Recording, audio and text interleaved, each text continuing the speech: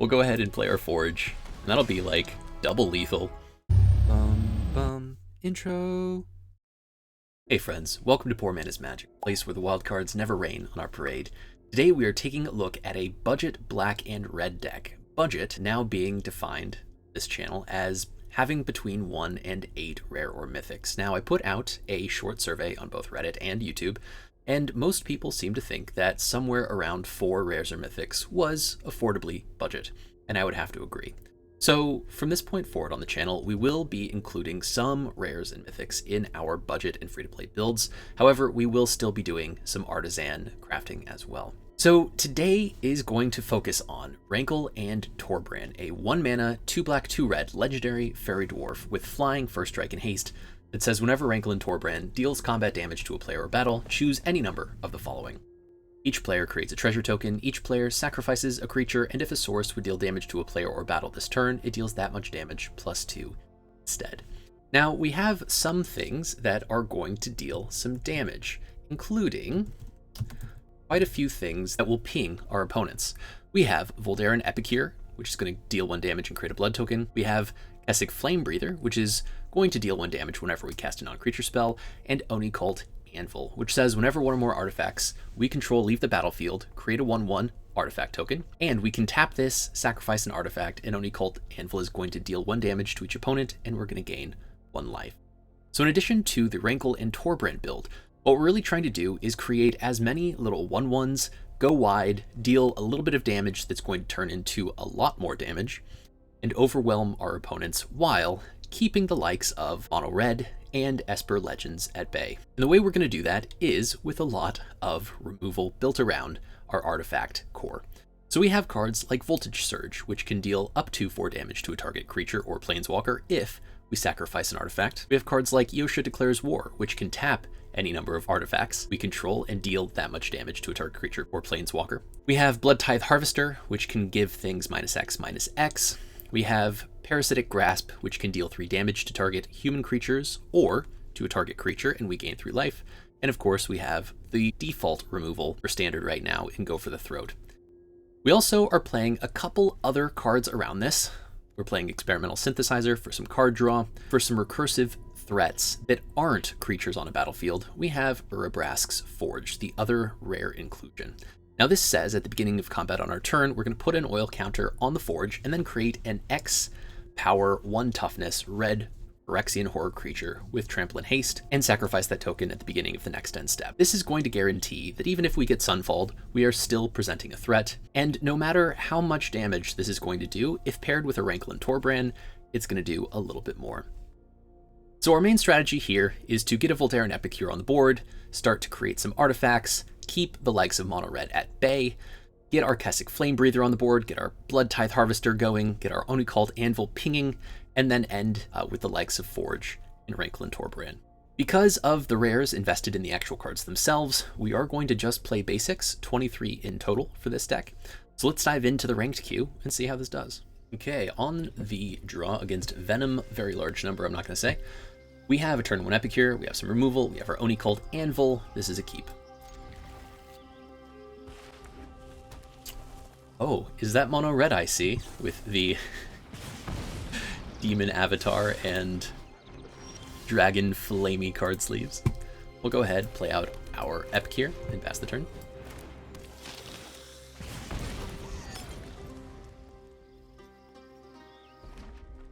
Second mountain down, to be expected.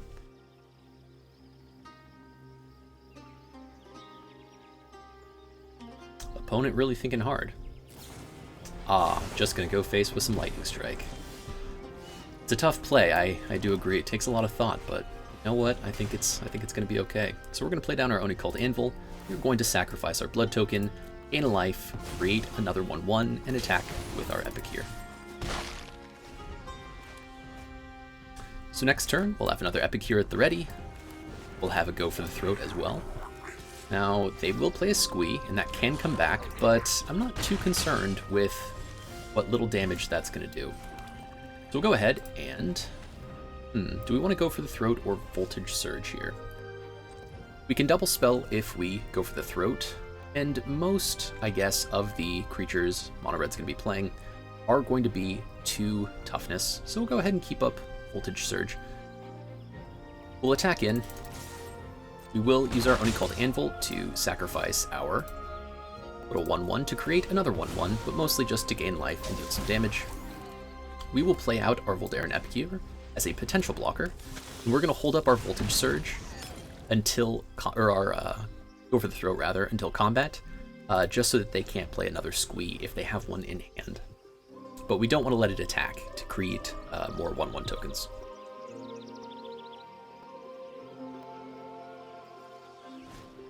They do play Reckless Impulse, they're going to go digging.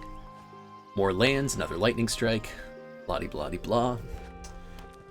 Now, if we draw into our Parasitic Grasp here, we're going to be a happy camper. End the festivities. Now, this is something Mono Red has not been playing a lot of, and I have been sneaking around with my little 1/1s, but it does seem like they're including it, and lucky for them.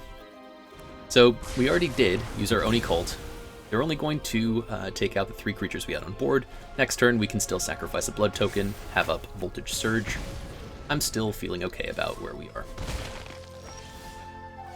Ooh, not a bad top deck at all. We do have a choice here. Next turn, they can play Squee by exiling 4 other cards from graveyard, but that is going to mean they can't play their Lightning Strike unless they get another land. Now that's pretty tempting for me, and if we really need to, we can wait on Oni-Cult Anvil. I think we go ahead and hold up Voltage Surge here instead. It is another land from opponent. They have drawn pretty perfectly. And Mono Red normally doesn't get up to 5 lands to be able to double spell on the turns when it's going to matter for them. Oh, I guess the escape cost on Squee is 4 and not 3. So actually, yeah, we're in pretty good shape here. We will go ahead and Voltage Surge. We will sacrifice our blood token, get Squee off the battlefield, and just take 1 for this turn. Not a bad outcome for us. All we're really missing is a little bit more of our life gain, or a mountain. So this is an interesting predicament. I don't know if So if we Rankle and Torbran, we can create a treasure token and give opponent a treasure token. They don't really have anything to do with all of their land, so I feel okay about giving them more. And this way we can sack a treasure to our Oni-Cult and create another creature. We'll go ahead and do that. Sack with our Oni-Cult, gain 1 life, deal 1 life, and create a 1/1. So now, next turn, that little 1/1 could be doing 3 damage, and they might not consider that.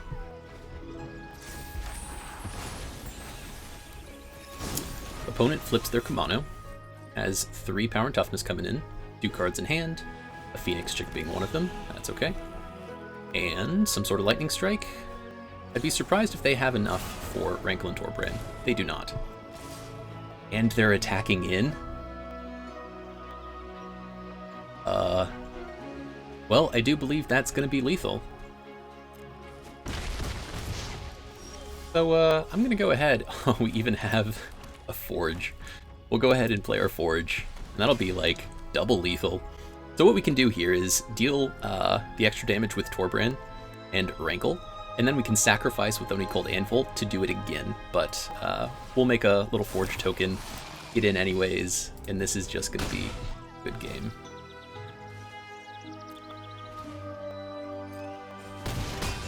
Boom. Mono Red down. GG's, Venom. Let's do that again. On the draw again against Tactiz.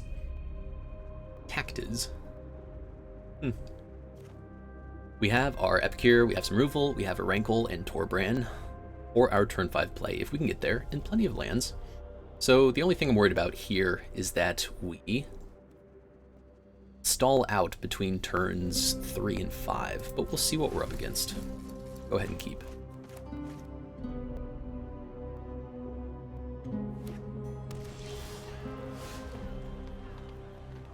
Okay, looks like we're up against Jund. Green, black, red. That could be a fight deck. Could be a couple other things, but we did draw into our Anvil, so we are doing everything that we want to do on turns 1 and 2.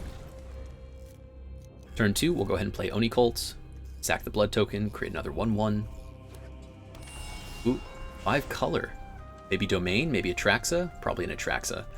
So us being so low to the ground here is actually not the worst. They might not consider us enough of a threat to burn some of their bigger cards.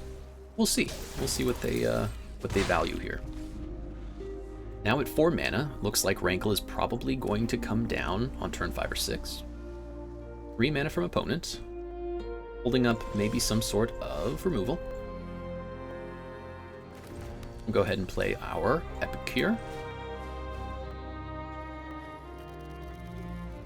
Opponent still 2 off from a Sunfall. And I think because they're not going to have a lot of things in range for Voltage Surge, I'm more tempted to crack the blood token now, and then drop a Voltage Surge, create a little 1/1. We'll go ahead and attack for the time being and see what comes down. We could be surprised by something. Never know.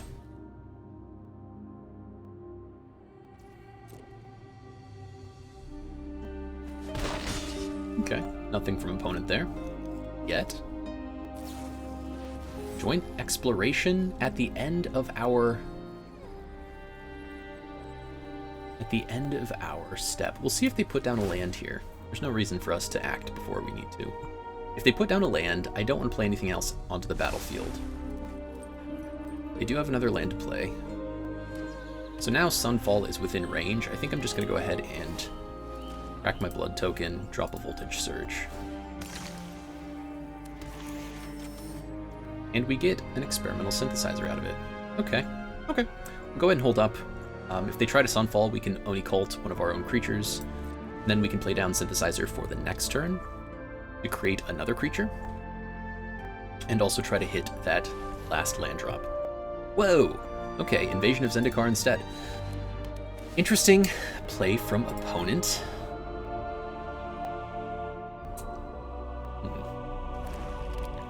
So they're up to 6 lands. Atraxa could be coming down. Oh man. If Atraxa comes down, that's going to be very hard for us. We haven't really tooled this deck to beat an Atraxa. But we do have removal spells that can hit Atraxa. You just have to find them. So we have our... Interesting, okay. We don't have anything else really to do other than go digging with our Synthesizer. So we're going to go ahead and do that instead. We do find a Rankle off the top. That's a little unfortunate. Oni-Cult's going to deal 1 damage, create a token, into Forge. Now that is exactly what we were hoping for. Urabrask's Forge is going to be a very strong play here. We do have lethal next turn, even though we lost our second copy of Rankle. But it all depends on if Atraxa hits the board.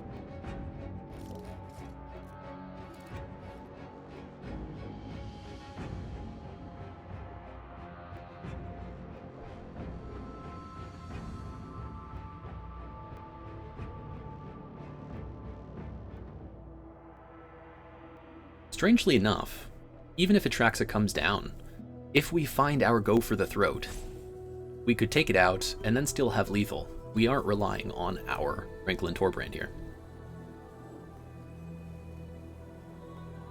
And technically, we could attack with all 3 of our little creatures anyways, our artifact token creatures, sack whichever one Atraxa blocks with Oni-Cult, and maybe find a way around, but we'll see. We'll see what happens. Parasitic Grasp could also come down. We could Parasitic Grasp and Voltage Surge, and then attack in. We have a few different outs here. I feel like if opponent had... Wow, not what I was expecting. Bird Migration from opponent. And we have our Rankle online.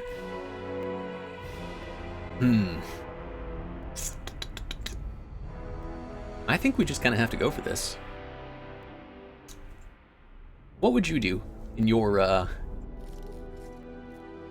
opinion if you were in this position? Would you go for the Rankle? Would you try to slow roll it with another Kessig Flame Breather? I think we go ahead. I think we, yeah, we get in. This way, we can attack in with everything, We'll get in potentially 2, 1, 2. If they don't block all here, they're going to be sorry. They double block? I think that must have been a mistake. What is happening? Why did they double block all of those creatures?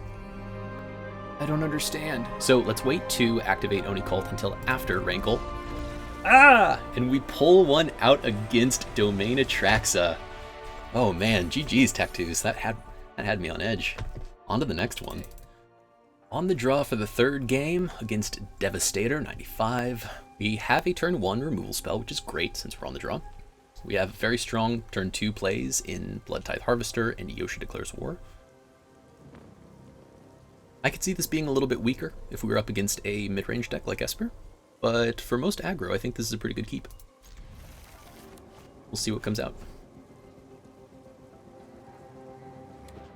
It is going to be Esper. Okay, so we'll see what gets rolled out. We're not going to have the best hand for that matchup. I think Bloodtithe Harvester has to come down. It's going to get cut down. If we play Yotia Declares War and create a Thopter, that's also going to get cut down, and we won't be able to deal as much damage. I think maybe Bloodtithe Harvester is the better play. If it sticks, it's not going to stick. Why would it ever stick? So we're going to lose that. We'll keep our blood token, and that is something for our deck. It can turn into a 4/4 with Yotia. It can turn into 4 damage with Voltage Surge. Tenacious Underdog comes down. It's okay. Loon Battle Him from us. I think putting down another Bloodtithe Harvester and Voltage Surging at some point in the next 1.5 turns could be okay. Let's see if we can't pick off something bigger than a Tenacious Underdog. Go for the throat. Yeah, that's going to be fine.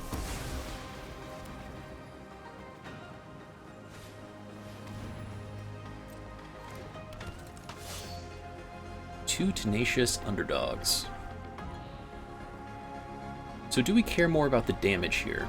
Because I feel like they would have put down a bigger threat if they had one. Let's go ahead and Voltage Surge the Underdog for now. We can smite 2 here, and if we need to, we can also take out the second one with the Yotia Declares War. Actually, now that... I actually quite like this. Okay, so we'll keep our play with Fire Up. We are going to send Yotia Declares War to the second chapter. Deal 2 damage to the other Underdog. And we've kept the board fairly clear, while also maintaining our turn 4/5 plays. So, not terribly upset about this. We've avoided some of the huge bad creatures like a Shieldred. Spoke too soon? No. Okay, well, they can take our Rankle and Torbran, and that stinks. But maybe they're going to go hunting? No, they hit us first. Okay, Rankle and Torbran down. That will be coming back at us in 2 turns. I think we probably have to go face here just to smooth out our draw. Urabrask Forge, probably something we can't pass up, so we'll go ahead and take that. We will make one of our blood tokens a 4/4, lay out our Forge, and hit 4/5. This next turn, opponent will be taking 3 life off their Cruelty of Gix, so if we can... Well, this could be interesting, depending on what they put down.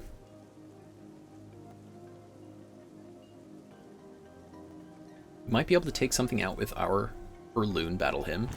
We could make another blood token, a 4/4. Flesh Gorger at 3. That's really interesting from opponent here. So we can just tap... Oh, they're going to make it a 5. Yep, that's fair. Totally fair. Double Loon. So what do we want to do here? Unfortunately, a 7/5 is a little too big. Don't see a whole lot of Flesh Gorger in the Esper decks, but a super nice inclusion. Although I don't know if the combo with Touch the Spirit Realm is something that is going to work that often. Either way, it worked this time, so they get that. Next turn, they will have our Rankle and Torbran coming down, so the tide has definitely turned. Deal 4 damage, create another... But we will have to pay life. I think putting down a Thopter is the only play we have here, to be honest. We'll put that down, make another artifact that puts 4 on the battlefield. We could crack a blood token, but I think one of our only chances next turn.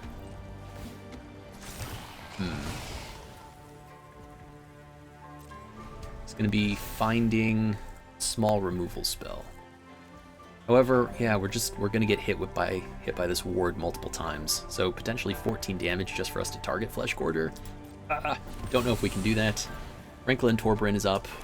We have a Thopter to block, which is good, but yeah, it's not going to take much. I think opponent pulled it off with the Phyrexian Flesh Gorger and Touch the Spirit Realm combo. At least it's not the normal Esper Legends deck. I will lose to a different build any day. Did they not? Oh, they proliferated ours. Well, that was silly. Okay. I don't know why they would have done that, but it at least gets Torbran off the board. Yep, 7 damage. They gain 7 life. We do draw into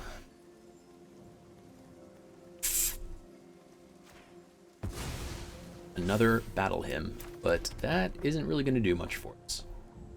Not much at all. We can deal 4 to Vraska.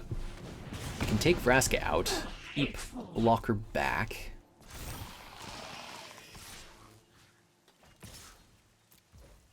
We're going to hold on as long as we can here. This is kind of making me wonder if a sacrifice effect rather than a go for the throat would be good here. Tough to tell, though. Tough to tell. I think this build is going to be less common than most of the other Esper builds, in which go for the throat is absolutely necessary against things like Shieldred. Okay. Target artifact or creature, so maybe they'll take our Forge? Yep, they will. That's probably going to be GG's from us, but we'll let this game finish out. They can also blitz one of their Tenacious Underdogs, which they do. It's 10 damage coming in hot.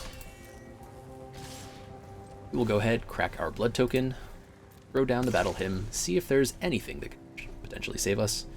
There is not. Go ahead and take the damage.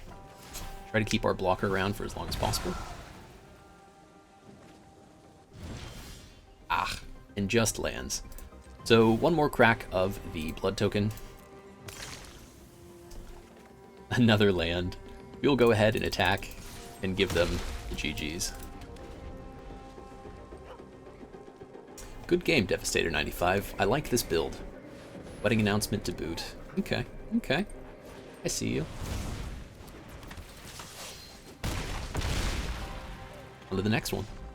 Okay, on draw yet again against Baxis82. So we have our Parasitic Grasp for the first time in this run. Go for the throat, we have our Anvil, we have our Forge. We have some pretty key pieces here. Only we were on the play. Let's see what Baxis82 is playing. Oh, mono red. How surprising. And we have our 3rd mana. Yeah, excellent. So they will play something out that we can deal 3 damage to and gain some life from. Hopefully it's a human. It's a vampire instead. Okay, well, go for throat, just as good here. We will take 3 damage, but we will also hold up our removal spell. So I don't want to put down a permanent here because our permanent is likely going to be removed and then we'll be very much behind on board.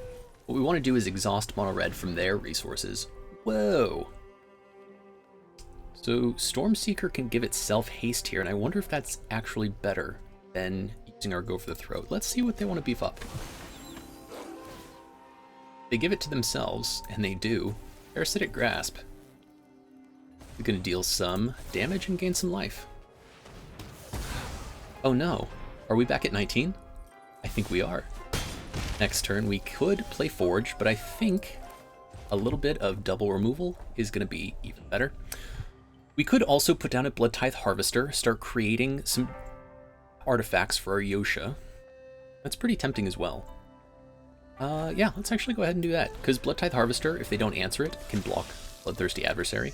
We do have, again, a little bit of life gain incidental from Oni-Cult, as well as our Parasitic Grasp. Radha's Firebrand. We don't care about that, because Yotia Declares War can come down, tap a single blood token, and take it out at its 1 toughness. And a very creature-heavy build from Mono Red Baxis 82 here. So we will see if they attack both.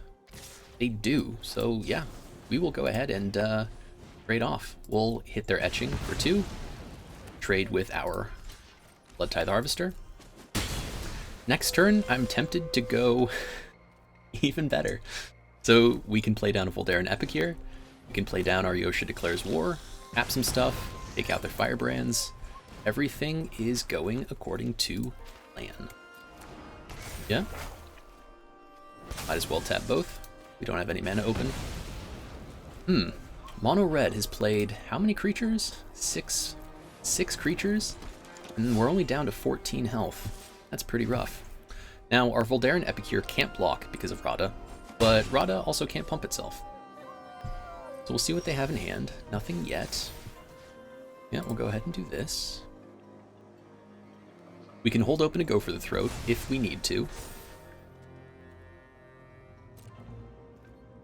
We'll go ahead and attack with both since we can't get in with Epicure anyways.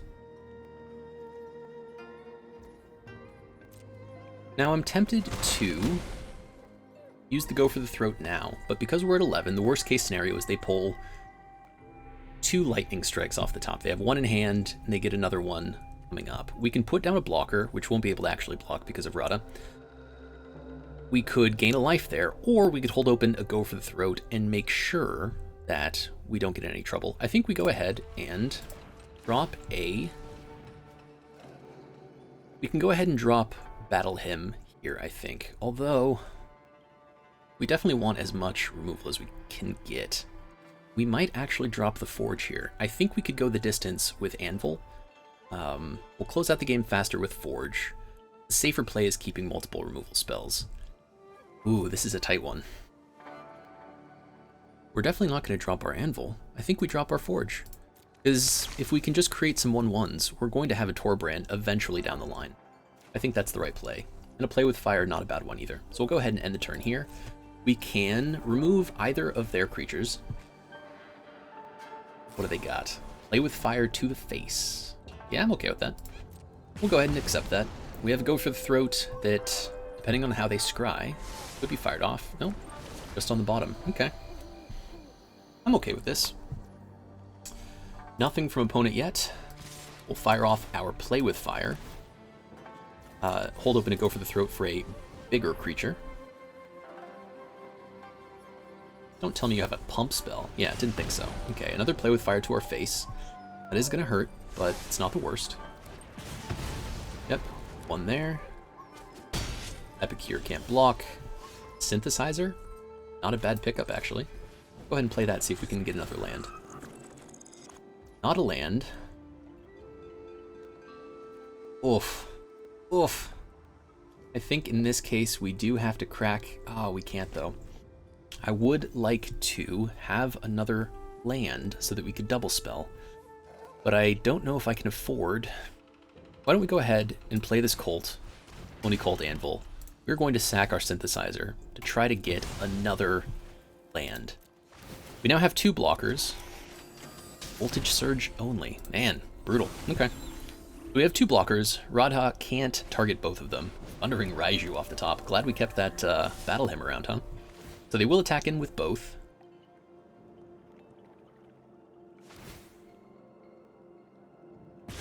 Deal 1 to face. We'll go ahead and block.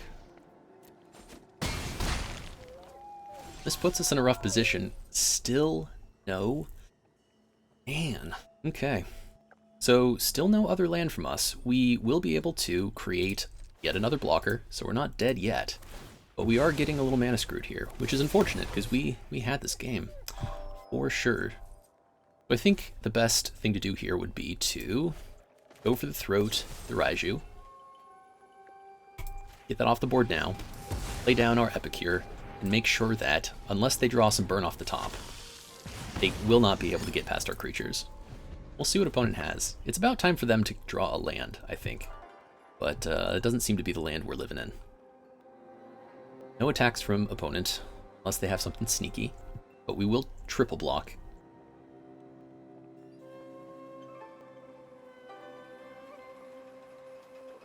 Radha can't pump itself.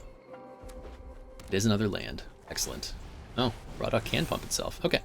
Well, in that case, we will only block with one of our creatures, and we'll use our Heirloom Battle Hymn to take it out this next turn. Voltage Surge. Absolutely on time. So we'll play our Oni-Cult Anvil.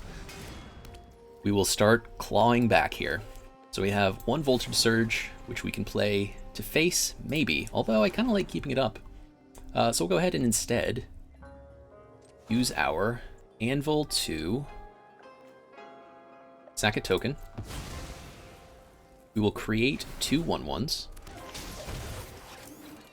Now, we can always get 1 life back, but if we want to do that now or later is the question. I think we go ahead and do it now, just so we will be at 4 life and don't have to play a weird guessing game with them. If they try to pump Radha, we can take it out. Let's hold back. We have our opponent down to 9 just through our anvils alone, so I'm feeling pretty good about that. We might try to see them take out one of our creatures. They attack in. Okay, this is going to be good for us. So they'll block there. We will double block. They will pump. We will Voltage Surge. And they are going to be very, very sad. Wasted turn from opponent. Oh man, but what do we do here? So we still have an instant speed spell. We can gain some life. We'll go ahead. We're going to push for some damage and try to close this game out. We're going to pop one of our little 1/1s to create some more 1/1s. Yep. We're at 5 life now. We have our opponent to 5. We're going to end the turn there. If we need to gain a little extra life, we can. But we also are keeping up this Battle Hymn for whatever comes down from opponent. Araiju, not going to do it for them. A Storm Seeker, not going to do it for him. Lightning Strike to face. Yeah, that might do it. We still have one Oni-Cult Anvil at the ready. Did they have double removal? They did not, and we steal a win from the creature-heavy mono red. GG's Vaxis. And with that, we're going to call it a day for our Rankly Boys Rankle Torbran Anvil Forge red and black deck. So I hope you could see how well tooled this deck is against mono red. Not as much so against a mid-range Esper with life gain and with some big body creatures, but we do have the tools at our disposal to at least go 40-50% against those mid-range decks. Even when we're on the back foot, we were still pulling out games, and I am beyond happy with how this deck has played out. I hope you enjoyed the gameplay as much as I enjoyed bringing it to you. Please make sure to like, subscribe, and comment as it really helps a small channel like mine grow, and I will see you next time.